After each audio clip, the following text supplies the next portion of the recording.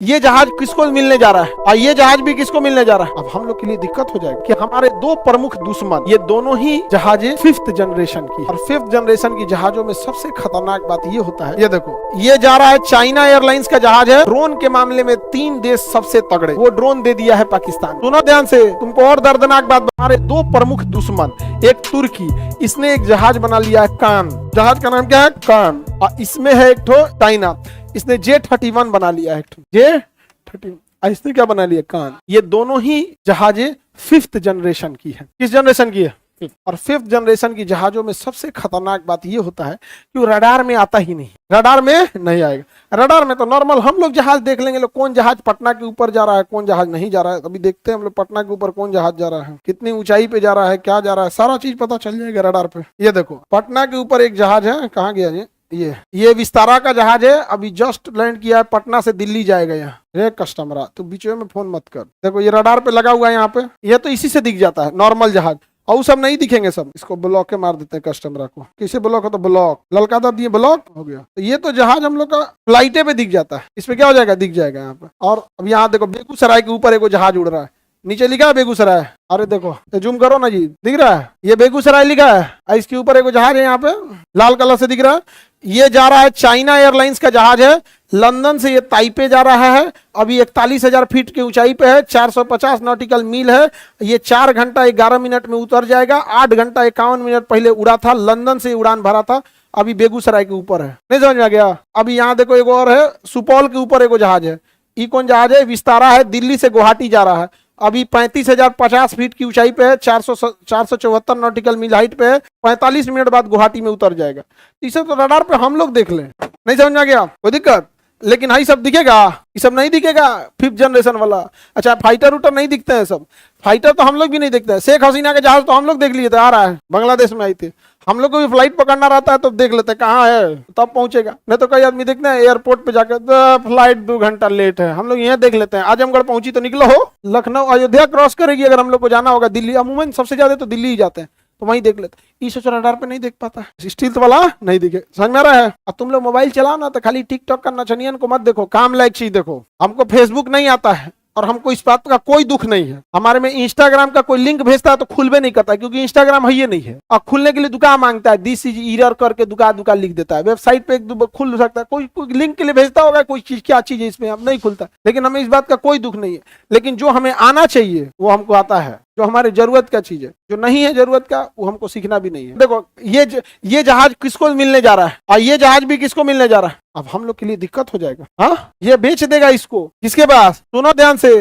तुमको और दर्दनाक बात बताते हैं। पाकिस्तानी पायलटों को लहासा एयरबेस के पास देखा गया है J-31 फाइटर के ट्रेनिंग बेस पर, उस ससुरा वहां ट्रेनिंग कर रहा है सब, जहाज अभी आया नहीं है, आने के बाद ट्रेनिंग में 2 साल की रगड़ के ट्रेनिंग दे रहा है वहां। इसी आधार पर पता चल रहा है कि वो खरीदने के लिए पेमेंट दिया, और चाइना इसे लोन पे दे रहा है, EMI पे, लोन पर, क्योंकि चाइना के पास एक जहाज बिक जाएगा, और जितना जहाज बिकेगा जहाज में क्या कमी आई क्या नहीं उससे फीडबैक लेके और सुधार करेगा, और हम लोग के लिए सरदर्द होगा।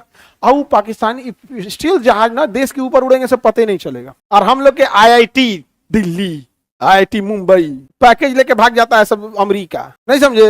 IIT वालों को कहो ना कि सब ऐसा रहेगा, सब IIT से है भाई, IIT से इंजीनियरिंग करने नहीं गए हो, पैकेज कमाने गए हो। एम्स वाले से देखो, भले फीस महंगा लेता है, भारत में रहते हैं सब, एम्स का डॉक्टर अमेरिका के लेवल का इलाज करेगा, अमेरिका का। अब भारत में आपको ऐसा कोई, आप शौखे अमेरिका चल जाइए वो अलग बात है, लेकिन 99% चीजों का इलाज भारत में है, लेकिन 99% चीजों का प्रोडक्शन या इनोवेशन भारत में नहीं है। IIT वाले का दिमाग बहुत तेज है, लेकिन वो IIT में गया पैकेज कमाने, भाई IIT से 1 करोड़ का पैकेज मिलेगा, अरे बिजनेस करना उससे ज्यादा मिलेगा। अगर पैसा ही तुलना करना है तो पटना का किराना का दुकान वाला IIT वाले से ज्यादा कमा लेता है। इसका मतलब क्या हुआ, तो थोड़ा हमारे इंजीनियर पता नहीं कहाँ चलेगा, हम लोग के पास उतना पैसे नहीं है। हम लोग 36 गो राफेल खरीद के आए तो 20 कन्या आए, भारत के लिए राफेल आ गया, ये देखिए, अरे यार 36 गो राफेल है, 1.5 गो स्क्वाड्रन बनेगा, समझा क्या।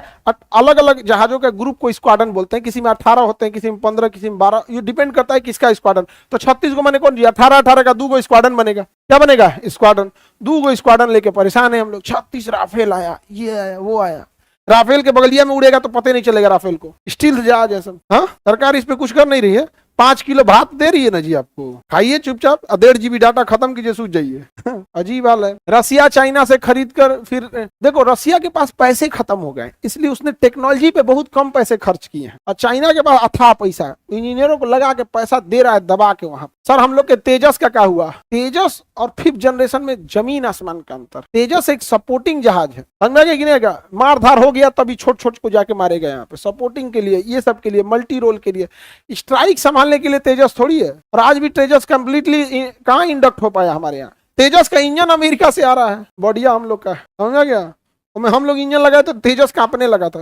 पायलट करा निशाना कैसे लगी तो यार, तो कांप रहा है, मारेंगे इन्हें, चल जाएगा उन्हें। यहाँ जनरल इलेक्ट्रॉनिक से अमेरिका से इंजन लगा के आ रहे हैं। आगे बढ़े तो कान जहाज किसने बनाया? और इधर दुनिया में ड्रोन के मामले में 3 देश सबसे तगड़े, सबसे ज्यादा तगड़ा हमलावर ड्रोन में तुर्की अभी 1 नंबर पे, वो ड्रोन दे दिया है पाकिस्तान को। तो साइड ड्रोन के मामले में ईरान सबसे आगे, इसका भी बहुत अच्छा संबंध है, ये भी दे दिया है। अभी हालिया घटनाओं को छोड़ देंगे तो ईरान से बहुत अच्छा संबंध है पाकिस्तान का, नो डाउट, इसमें बहुत अच्छा संबंध। यहाँ पर चाइना ड्रोन के मामले में इतना आगे है कि भारत में ब्याह वाला ड्रोन भी चाइना से आता है, ब्याह वाला ड्रोन चाइना से आता है। किसको दे दिया है? पाकिस्तान। और न्यूज चैनल पे देखोगे तो कांग्रेस तो बीजेपी तो कभी हई तो कभी हऊ तो कभी हिंदू मुसलमान, उच्च जात नीच जात, आरक्षण, जातिगत जनगणना, ये वो। भारत लोकतंत्र की ओर नहीं बढ़ रहा है, भारत भीड़ तंत्र की ओर बढ़ रहा है कि भीड़ का जो डिमांड है उसे पूरा करो। तो लोकतंत्र में होता है कि जनता पढ़े लिखे लोगों को चुन ले और देश का जो डिमांड है उसे पूरा करो।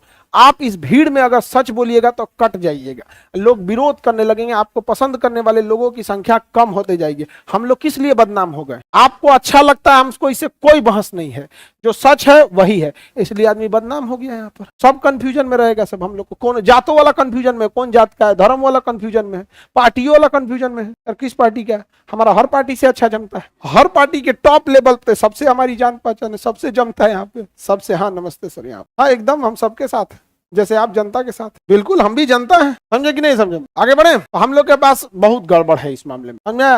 ये बकलोल है, सभी सबको कुछ जाता है, ये कुछ पैसा दे देगा तो चला देगा इसको। छोटा बच्चा सबको क्या होता है, एगो चॉकलेट दे दीजिए, जो उसको गरिया क्या हो तो गरिया देगा, वो नहीं समझ गया?